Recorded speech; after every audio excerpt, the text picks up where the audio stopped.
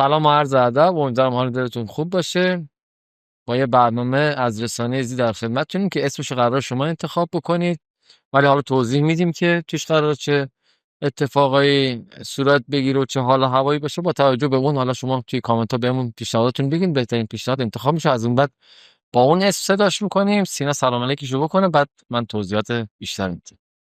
سلام داشتم به این فکر میکردم که چی شد اصلا اینجا یادم شعره افتادم که میگفت بنشینیم به مرور تا ببینیم ما را چه ها که نشد و خلاصه بهانه شد بابت اینکه بشینیم با هم گفتگو کنیم، نقدهای شما رو بخونیم.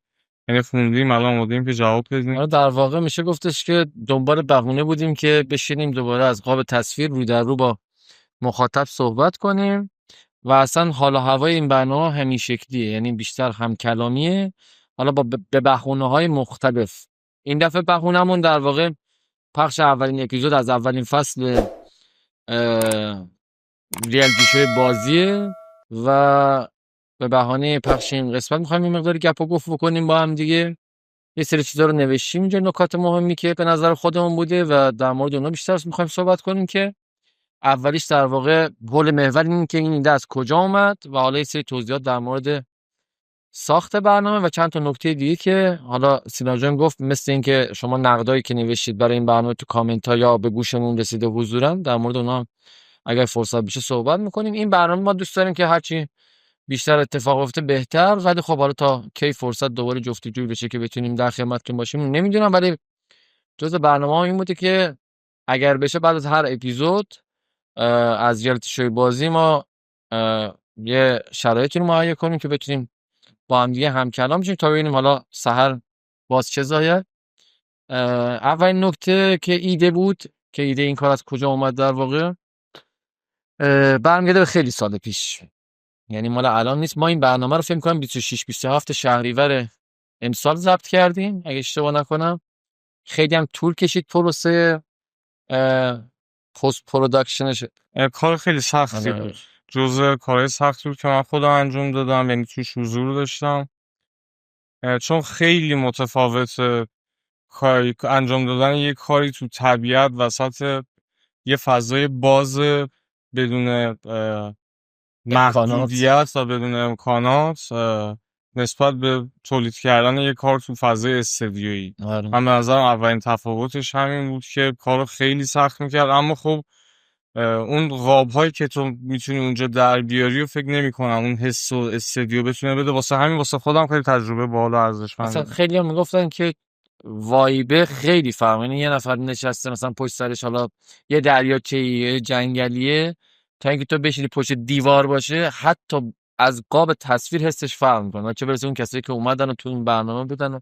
و این چیزی که سینا میگه، یعنی شرط اینجوریه که وقتی بخواید ریس فکر کنید، مثلا دارم میگم ما وسط جنگل برق نداریم، چیزی به نام برق وجود نداره. حالا این یه وقت در حدی جمله ازش رد میشین، یه وقت شما باید به این فکر کنید دوربینی که شما داری باش تصویر برداری میکنید، شما اون تصویر اون برقش از کجا میاره شارژ میشه. و واقعا وسط جنگل ضبط شده، یعنی یه مسافتی پیاده از یه جایی به بعد طی شد که یه مسافت فکر کنم مثلا حدوداً 20 دقیقه اینا زمان میبرد که پیاده بری و برسی وسط جنگل. و من خودم فکر نمی‌کردم اصلا بشه توی اون منطقه با اون فاصله از جاده یه همچین کمپی و برد، این همه میز و برد بالا، اینا خودش خیلی. حالا تصاویرش اگر باشه، اپیزود 4 ما در واقع هر فصل 4 اپیزود داره که اپیزود 4 حالا قرار بود پشت صحنه بشه.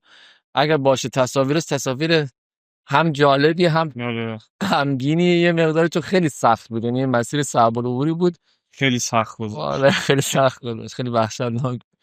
داشتم اینو میگفتم که اما ببخشید مثلا اینو گفتم که بگم مثلا یه تیم 15 نفره 20 نفره توی این مدت زمانی که توی جنگل اسکان داشتیم زحمت کشیده که حالا جلو دوربینم فکر نمی‌کنم خیلیاشون باشن. نمیشه اسم تک تکشون آورد و تشکر کرد. حالا توی اپیزود اول نشد تیتراژ پایان برنامه باشه، حالا چون می‌خواستیم کار با کیفیت تری اتفاق افتاد توی تیتراژ که به دلایلی نشد برسه به اپیزود اول. ان شاءالله اسمشون توی تیتراژ توی قسمت‌های بعدی میاد، داره شما باشون آشنا میشید. ولی به قول هیچکس خیلی اون پشت عرق ریختن، خلاصه اون پشت خیلی عرق ریخته تا این برنامه اتفاق افتاد. من داشتم اینو میگفتم که ایده از کجا میاد. سال 1400 بود با یکی از دوستان خیلی نزدیکمون به نام آقای چینسری ما نشسته بودیم، الان هم هستن پشت صحنه حضور دارن. نشسته بودیم داشتیم گپ می‌زدیم و صحبت خلاقیت توی مافیا بود که فقر محتوایی بیداد میکنه. یعنی نه الان ما 4 سال پیش داشتیم این فکر می‌کردیم که فقر محتوایی بیداد میکنه. حالا توی 4 سال سری اتفاقات افتاد، این نوآوری‌ها شد، ولی دیگه یه مقدار بازم همچنان فکر می‌کنم این نیاز وجود داشت. یعنی ورود ریالیتی شوی بازی به نظرم در بهترین زمان اتفاق افتاد. دیگه از اون فضایی که 10 نفر رو بنشونیم فقط 3 تا دوربین بذاریم، 4 تا قاب فلان، 2 تا قاب فلان و تهش یه سری آدم خوب بازی کرده، تهش صعود یا حذف باشه، مثلا تورنمنت باشه، یا آدم خوب بازی کنن، کامنت خوب بگیرن، کامنت بگیرن. خواستیم از این فضای یه نوا خارج کنیم در واقع. ولی ایده اصلی برمیگرده به سال 1400 که با یه هدف بیزینسی هم این ایده مطرح شد که این ایده انگار وقتی اجرا میشه با اقامتگاه‌ها و نمیدونم فضاهای در واقع تور و اینها قراردادهای متفاوتی بسته بشه برای ساختن این برنامه، که حالا ما هم در آینده نچندان دور شاید به اون جا برسیم دوباره. ولی فعلا در شروع هدف بیزینس نبود، واقعا هدف خلاقیت بود، هدف برگردوندن یه سری چیزا که شاید تو دنیای مافیا اصلا فراموش شده و دیگه کسی خاطرش نیستش که اصلا مافیا چه بازی بود اولی که اومد. یه سری مسائل اخلاقی غیره و یه سری واقعیتایی که شاید حتی تو زندگی ما فراموش کردیم، حالا مسائل اخلاقی و غیره و ذالک، که ما دوست داشتیم توی فصل اول خیلی چالش شدیدتری رو بتونیم اجرا بکنیم. تجربه اول بود، در حال یه سری اتفاقات افتاد، یه سری اتفاقات نشد که بیفته، یه سری اتفاقات شاید از بی تجربگی بود یا هر چیز دیگه. ولی فصل‌های بعدی سعی می‌کنیم چالش‌های مقداری نفسگیرتر باشه، از این جنبه که من خیلی دارم صحبت می‌کنم بعد تو ورود کنی. من یه چیزی میگفتم اولی که می‌خواستیم برنامه بسازیم، گفتم این برنامه وقتی آدما می‌بینن، من دوست دارم که نگن مثلا ایکس پلیر خوبی بود یا پلیر بدی بود. بعد از تمام برنامه‌ای که تو حوزه مافیا داره پخش میشه، تو حوزه گیم داره پخش میشه، آدما تلاش می‌کنن این پلیر خوبی بود یا پلیر بدی بود، حالا تو هر گیمی. من گفتم دوست دارم این برنامه رو کسی که می‌بینه بگه مثلا حسنی که تو برنامه است، حسن آدم خوبی بود یا حسن آدم فلانی بود، مثلا حسن آدم از خود گذشته بود، آدم فانی بود، آدم. در مورد آدم بودن این کسایی که جلو دوربینن صحبت بکنن، تا اینکه در مورد فقط پلیرشون پلی دادنشون صحبت بکنن. که حالا میگم زیاد نشد چالشی از اون جنس اتفاق بیفته که ما یه مقدار با جزئیات کاراکترها بیشتر آشنا بشیم، ولی ان شاءالله تو فصل بعدی سعی می‌کنیم اون تکمیل ترش بکنیم. توی مقدار ورود که من چه گفت. آره، قدم به قدم دیگه. یعنی البته چیزی که تو ذهن خودمون بود خیلی چالش سخت‌تری بود. از اون ایدئال بعد نظر ما یه مقداری اختلاف داشته طبیعتا، آره، و دلیلاش هم حالا مشخصه دیگه، هم تجربه اول بودن. دقیقاً. آره، در کل که بخوام نظر خودم رو بگم نسبت به این پروژه، این که این پروژه اصلا محتوای تخصصی مافیا نیست. به نظر شاید تو مخالف باشی، ولی من حداقل به عنوان بیننده، چون حالا خیلی بیشتر کار رو شما انجام دادین، من مهمان بودم در واقع تو این پروژه، و به عنوان یه بیننده نظرم بخوام بگم محتوای تخصصی مافیا ابدا نیست، چون تمام تمرکز کار رو مافیا نیست. و همون چیزی که گفتی، یعنی یه بخشی از دغدغه این بود که با شخصیت فرد بتونیم آشنا شیم، که اون فرد تو چالش ها چطور میتونه عمل کنه، و همه اینا در نهایت به این ختم میشه که از بازیش ما بتونیم حس بهتری بگیریم. ما یه استاد ادبیاتی داشتیم میگفتش میخوای با یه شاعر بهتر ارتباط بگیری به چند تا چیز نیازه، که یکیش اینه که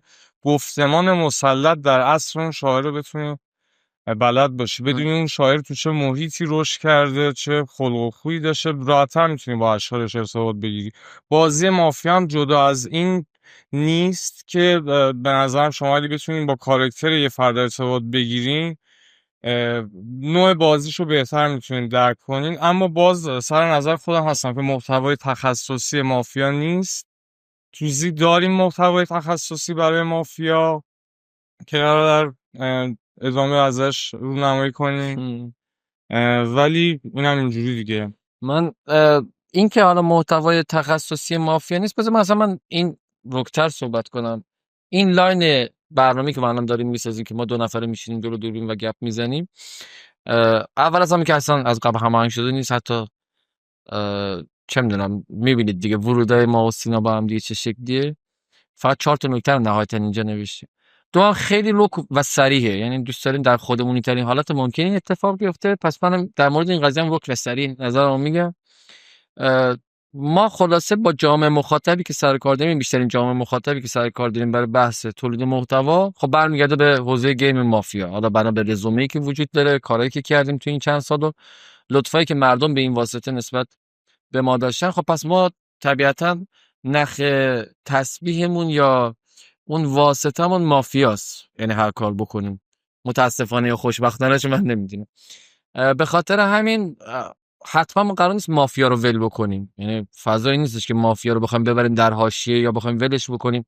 حتما وقتی یه سری حالای خوب به واسطه این گیم ما از یه سری آدم دریافت کردیم که خیلیشون الان رفیقامونن، خیلیشون اصلا ندیده باشیم ولی لطف و محبتشون با پیامایی که داشتن رسوندن یا حمایتایی که داشتن رسوندن به ما، خب ما قرار نیستش حتی به خاطر همین لحظات خوب اندک ولی عمیقی که تجربه کردیم به واسطه این گیم بخوایم این گیم کلا رها بکنیم یا ببریمش تو حاشیه. ولیکن ما به نظرمون همه چیز مافیا نیست طبیعتا. اصلا رسانه زی رکتر گفتم صحبت کنم سر این قسمتش بود.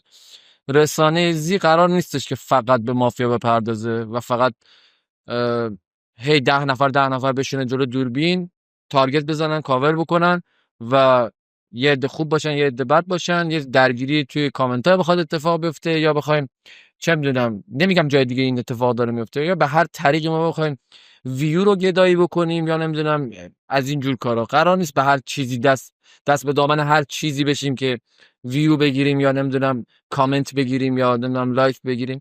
من به نظر مردم خودشون خیلی باهوش و فهمیدن، مخصوصا حالا کسی که بازی مافیا رو انجام میده بالاخره از یه سطح هوشی برخورداره که به نظر همه چی متوجه میشه این حرکت برای چه هدفی داره زده میشه. ما فضامون این نیست حقیقت ماجرا و خیلی چیزا رو قرار بهش ورود بکنیم، یعنی در واقع حوزه سرگرمی رو قرار بهش ورود بکنیم. حالا مافیا بخشی از حوزه سرگرمی که خب ما به زعم خودم، من یعنی این از جانم خودم میگم، یه جایی میگم باید شکست نفسی اضافی نکنی و عزت نفس داشته باشی. ما متخصصیم توی این حوزه و حتما چیزایی که برای عرضه داریم خیلی متفاوته با چیزایی که تا الان دیدید.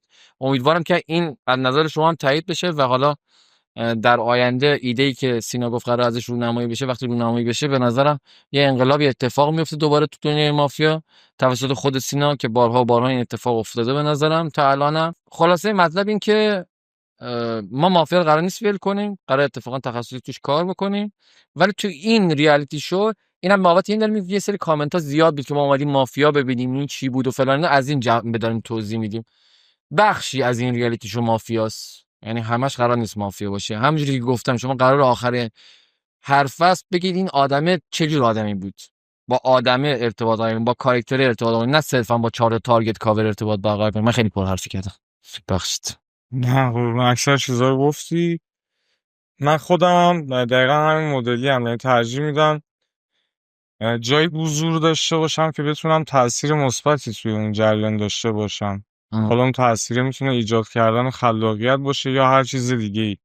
این کار فارغ از هر چیزی کار خلاقانه بود، یه کار جدید بود. منم اصلا یعنی خوشم نمیومد که مثلا با یه ایونت معمولی حالا معمولی منظورم اصلا سطح پلیونه نیست دیگه، ذاتاً یه ایونت 10 نفره معمولی مثلا هر کلابی هر برندی میتونه انجام بده. دوست داشتم متفاوت باشیم، فارغ از هر ریسکی که داشت حالا انجامش دادیم. اتفاقا هزینه هم داره. آره خوب یا بعدش حالا میگم بیننده باید تصمیم بگیره، اما فکر میکنم همون چیزی که تو معارفه گفتم شد. حداقلش اینه که تو حد وسط گیر نکردیم، یا خیلی بد میشه که من به نظرم اینطور نیست. یعنی حداقل این فرکانسایی که من در طول ضبط میدیدم اون انرژی، حالا نمیدونم نگاه دوربین چه چیزهایی شکار کرده، اینم خیلی مهمه که آیا همون چیزی که ما دیدیم رو دوربین هم دیده یا نه.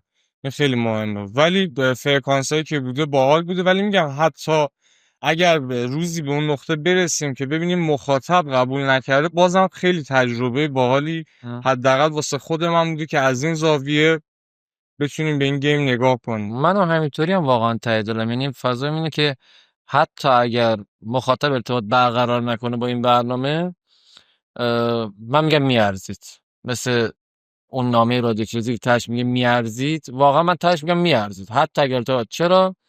چون کدوم نویسنده بود میگفت برتر ما کوفتگی های زیادی از شیجه های نرفته، آدم نمیاد کاما بود یا کسی بود، ولی یه وقتایی هست شما کوفته میشی ولی میگه من شیجه رو زدم کوفته شدم دیگه. یه وقت هست نمیزنیم ولی تا آخر اون میگه اگه من این برنامه رو میساختم چه اتفاقی میافتاد. ما ساختیمش دیگه. حالا به هر حال ما ادعایی که توش داشتیم و یعنی ادعایی که داشتیم و سعی کردیم به مرحله اجرا برسونیم. حالا یا کمک میشه از سمت شما، نقدای سازنده میشه و بهتر میشه، یا نه اصلا انقدر به ارتباط برقرار نمیکنید که شاید ما اصلا بریم دوباره حالا ایده بعدی رو بعد در واقع امتحان کنیم.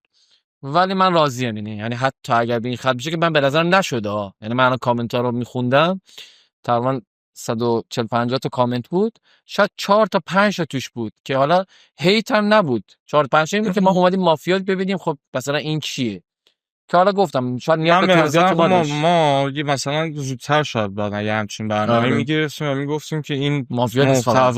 محتوایی نیست که مثلا صرف هم مافیا باشه، یعنی یه دک ضبطی باشه، قراره یه سری اتفاقای دیگه هم بیفته. آره ولی مافیا هم بخش مهمیه دیگه. مثلا شما فرض کنید که هر فصل 4 تا اپیزود داره که در از 3 تا اپیزوده و اپیزود 4 پشت صحنه است، 1/3 ماجرا کامل، یعنی یک قسمت کامل میشه مافیا، که حالا باز اونم سعی کردیم به سبک متفاوتی اجراش بکنیم. تایم اگر زیاد شده به من بگو که تایم زیاد شده.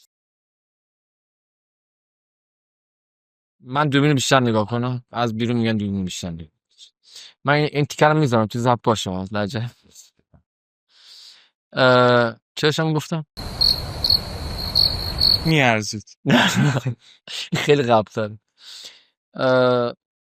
آره داشت در مورد این میگفتم که اهمیت مافیا هم کم نشده توش. و ها یه سورپرایز هم توی قسمت مافیا ما اتفاقا داریم که ببینید، به نظرم خیلی در موردش صحبت میشه و ما خودمونم برامون جذاب بود. الان مافیا شده قسمت سوم، قسمت کلا سوم 3 قسمت شده. آره 3 قسمت، یه قسمت 4 که پشت صحنه است در واقع، زمان کمتری داره، 10 دقیقه یه ربع. بعد قسمت سوم کاملا مافیا است، قسمت دوم یک بازی دیگه است که حالا میبینید. قسمت اول جاسوس بود و حالا تنبیهاش و مسائل خاص خودش. قسمت بعدی یه بازی دیگه است که اسمشو من میگم هیولاس، ولی بقیه توضیحاتشو ببینید توی قسمت بعدی. و قسمت سوم هم که مافیاست و قسمت 4 هم پشت صحنه. نکته بعدی که می‌خواستیم در موردش صحبت کنیم، تقریبا همه نکات رو گفتیم، چیزی نمونده. آره دیگه تقریبا همه رو گفتیم. این برنامه رو هم دیدید حالا هواشو دیگه، یعنی گپ و گفت بود. نمیدونم بازم اینم چقدر در اومد چقدر در نیومد، ولی خب امیدوارم که به دلتون نشسته باشه. حالا ما سعی میکنیم که در ابتدای مسیریم دیگه، بالاخره سعی میکنیم قدم قدم بهتر بشیم با کمک شما و لازمش نقد سازنده است دیگه. یعنی اگر نقد بود ما خیلی وقتا به بچه‌ها مثلا نمونه کارو نشون میدم، اون دوستان حلقه اول نزدیک میگه خیلی خوبه، میگم نگو خیلی خوبه، بگرد اون چیزای نکته‌های نقدیشو پیدا کن بهم بگو. اتفاقا نقد خیلی خوشحال کننده تره، چون اون طرف دلسوز تو و تو میخواد کارتو بهتر، ولی نقد سازنده. این سبکی که من به این بهونه اینم بگم تو پرانتز، این سبکی که جدیدن راه افتاده تو کامنت ها، آدما سعی میکنن خیلی مثلا خلاقیت نشون بدن در هیت دادن. من نمیدونم از کجا اومده، یعنی از کجای قلب یک طرف میاد که بشینه فکر کنه بیاد برای یه بازیکن شروع کنه 10 خط نوشتن با خلاقیت زیاده. یعنی وقتی میبینی این آدم نویسنده خیلی خوبیه، ولی در راستای اینکه یکی رو هیت کنه، نمیفهمم از کجای قلبش میاد واقعا. یعنی شب که داره میخوابه به چی فکر میکنه؟ مثلا میگه ایول من رفتم یه کامنت نوشتم دل یه نفر رو یه جوری شکوندم که دیگه نهاد بشینه پشت میز بازی کنه، بعد سرشو میذاره میخوابه. چون شما شاید مطمئن باشید چی دارید میگید، ولی هیچ وقت مطمئن نیستید چی داره شنیده میشه. شاید یک کامنت شما شاید زندگی یک نفر رو عوض کنه، اون آدم دیگه نیاد بازی کنه، منزوی بشه یا هر چی سرخورده بشه. شاید شما ندونید من اینو دیدم به چشم. با حذف شدن از یک تورنمنت یک جوان 27 ساله جلوی من گریه کرد و دیگه ما ندیدیمش تو کلابا و افسرده شد. فقط با حسونه، اصلا کار ندارم که این آدم جهانش کوچیک بوده نبوده، هر چیزی از زندگی زیستی اون آدم خبر نداره که این یه تحسن از تورنمنت اینقدر تونسته زندگیشو برم، ولی به هم ریخته دیگه. به هر حال دیگه شما حداقل خودتون عمدن مسبب این قضیه نباشید. یعنی اون لحظه که دارید اون کامنت رو می‌نویسید فکر کنید دارید چیکار میکنید، هدفتون چی از نوشتن اون کامنت. من خواستم به این بهونه‌ای که نقد سازنده رو در موردش صحبت کنیم، این روش رو نمیدونم، من اگه دستم بود یه کاری میکردم، مثلا این آیدیا رو میگشتم پیدا میکردم، واقعا میشستم دو نفره باشون صحبت میکردم، به راه راست هدایتشون میکردم که یا بفهمم تحلیلش رو، بفهمم انگیزه تو چی از این کارو میکنی. یعنی شاید اون آدم خودش هم متوجه نیست داره چیکار میکنه، یه تم فانی راه افتاده که بریم کامنت بذاریم، هیت بدیم، با هم دیگه صحبت کنیم. شاید اصلا اونم نیاز به دیده شدن داره دیگه، بالاخره هر فرد آسیب زننده یه روزی آسیب دیده بوده. من میگم حالا تو اگه از جای دیگه آسیب دیدی، نه این آسیب دیدن تو تبدیل کن به این که به یه نفر دیگه آسیب بزنی. حالا ما تو حوزه تخصصی خودمون داریم صحبت میکنیم، حالا حوزه دیگه که بماند. ببخشید باز زیاده گویی که نه اگه تو هم نکته در این مورد به نظرم بگو، تاثیر کلام تو هم باز تاثیر خودش.